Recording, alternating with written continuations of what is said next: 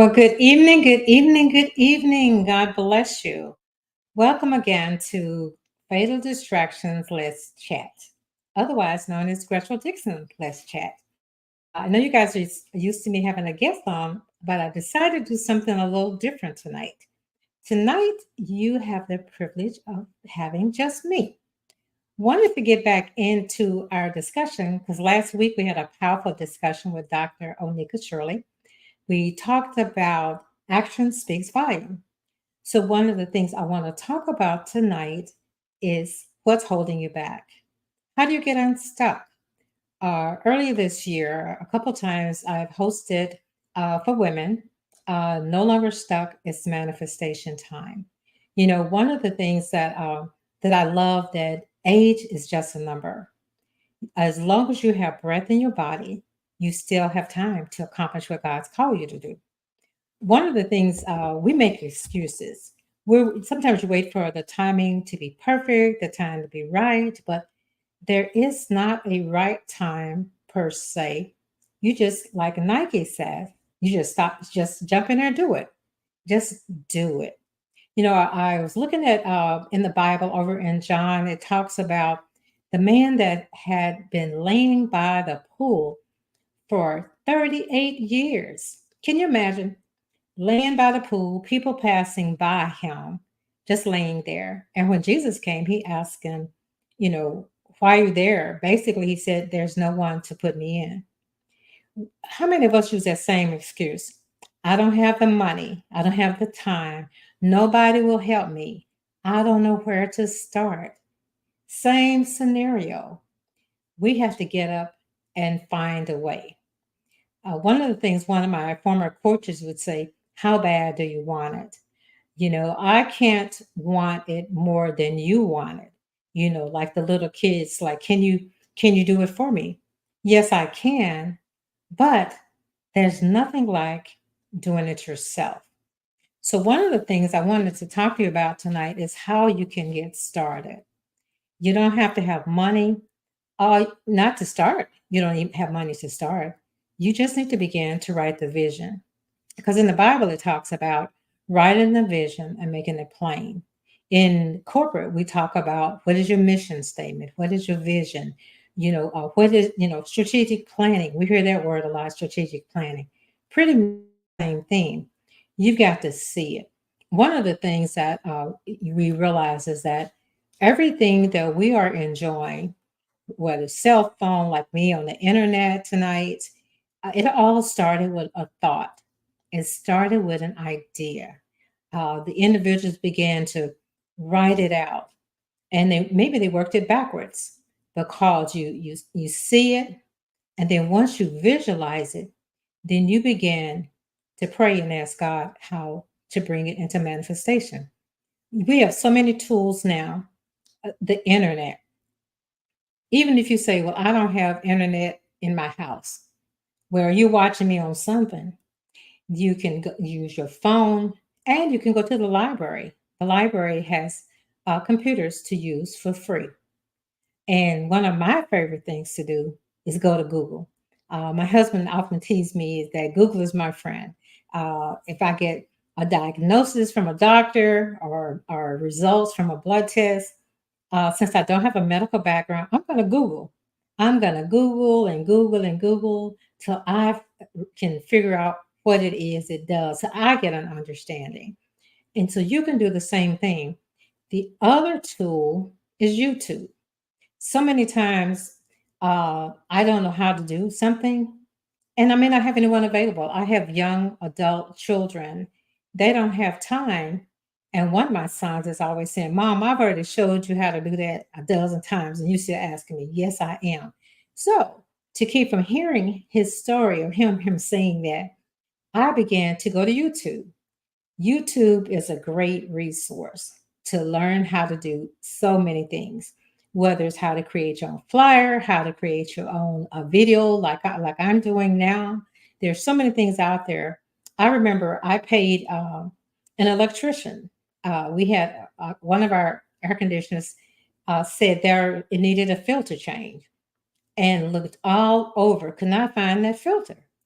Called in the air conditioning guy. paid him $100 to come to my house to tell me he couldn't find it either. Now, really, sir, you couldn't find it, but you still charged me $100. So anyway, so after he left, I said, now I know there's a way. So I went to YouTube and I put in YouTube what the what it was saying on the control of our air conditioner. And lo and behold, on YouTube, there was a picture of the item that was giving the signal. And I went outside on the patio and found it. I said, oh, I've seen that before. So I went outside. Had I done that before, it could have saved me $100. But I did it. I went out there and I found it. And so the other thing I wanted to talk about is like, what's holding you back? Because we can be our worst enemy about procrastination. Procrastination can be, and oftentimes is a dream killer. As you heard me say many times before, one of my former coaches, Pastor Monica Haskell, would say that an excuse is a reason wrapped up in a lie. So procrastination, saying I'll do it tomorrow, get sidetracked, we're doing something else. But how important is it? You know, when it's that sale or that new movie coming out, a musical concert, you don't forget. You don't forget to go to that. So it really boils down to how important is the thing that you're wanting to do. What is it that you want to do? Whether it's to write that book, create the next new thing that we need in technology. Because you think about it, everything that we are enjoying, as I said earlier, someone had an idea. They were brave enough to risk being talked about, laughed at, told them you crazy. This is not going to happen. In spite of everything that the negative talk that may have come to them, they kept pressing forward. And they may not have succeeded. I'm sure they didn't succeed the first time they tried. And there used to be an old saying that said, try, try, try again. Or our pastor used to say that you didn't make a mistake, you just found out what didn't work. So those of us that have taken chemistry or biology, some of the things where we had to do experiments and it's supposed to have a certain outcome, and maybe we didn't get it on the first go round. We had to redo it and do it again. And that's the same thing. So whether you're baking a cake or you're repairing a car, whatever it is, you don't get it right rarely the first time. You have to go back and try again. So that's what that is. In the Bible, it talks about faith without works is dead.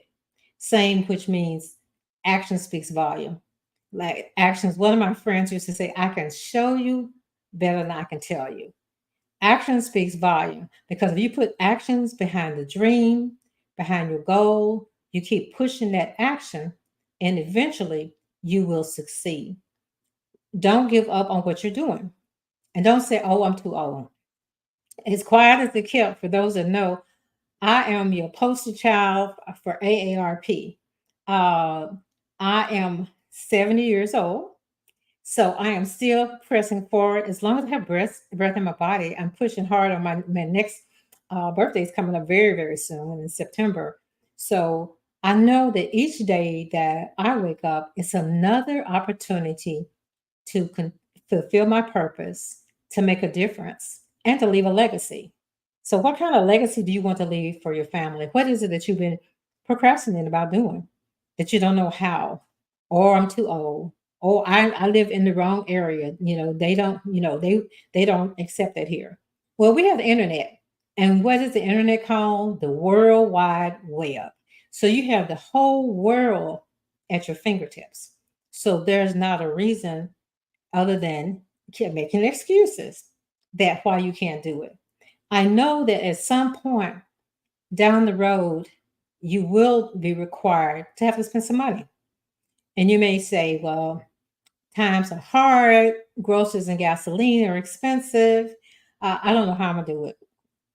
Do one step at a time.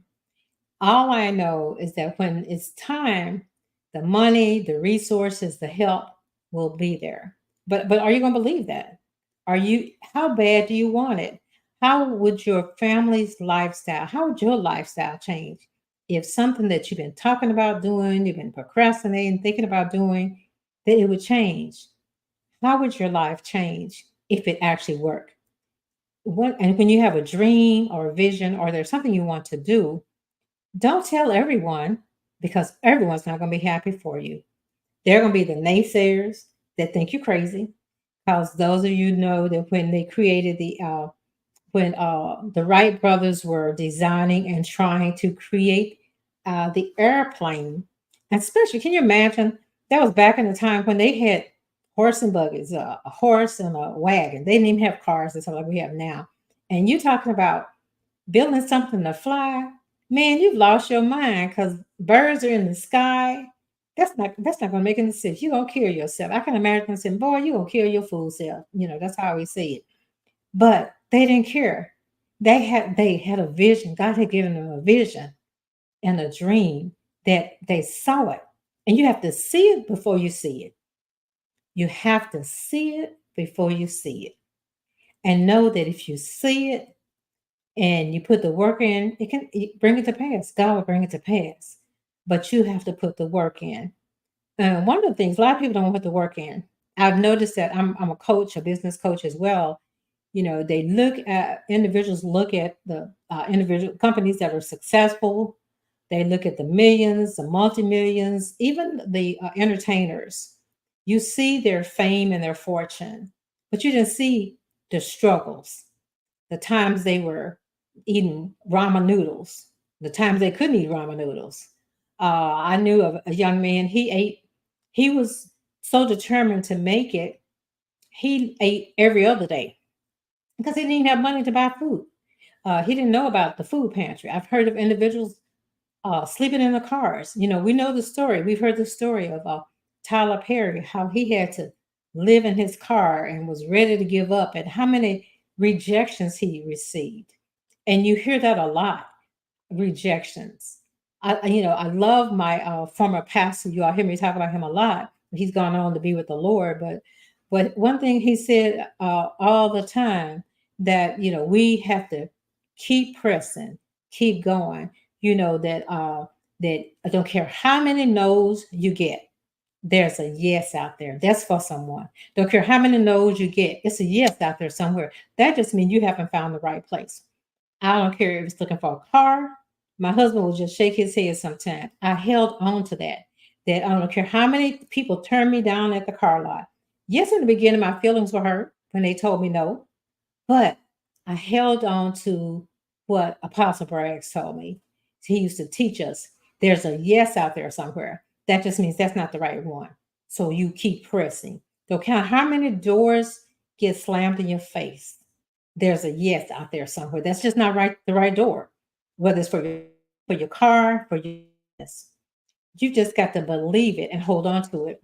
Because those of you that have children, and maybe as you were a child, you remember when, especially if you have children, and you tell your children want something, they want it really bad. Whether it's the new, as they said, the new kicks that's out, the new video games that's out, they're going to keep bugging you. Don't care how many times you tell them, get out of my face. We're not buying that. That's too expensive. They may let it rest for a minute, but they're going to come back. They're going to keep coming back, because that's what they want.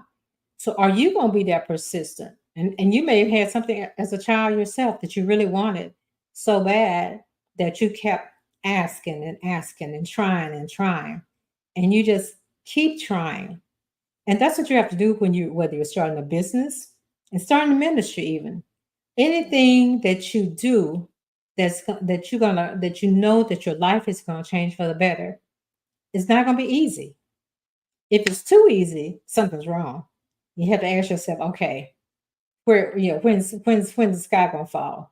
Because in the beginning, it takes work, it takes diligence.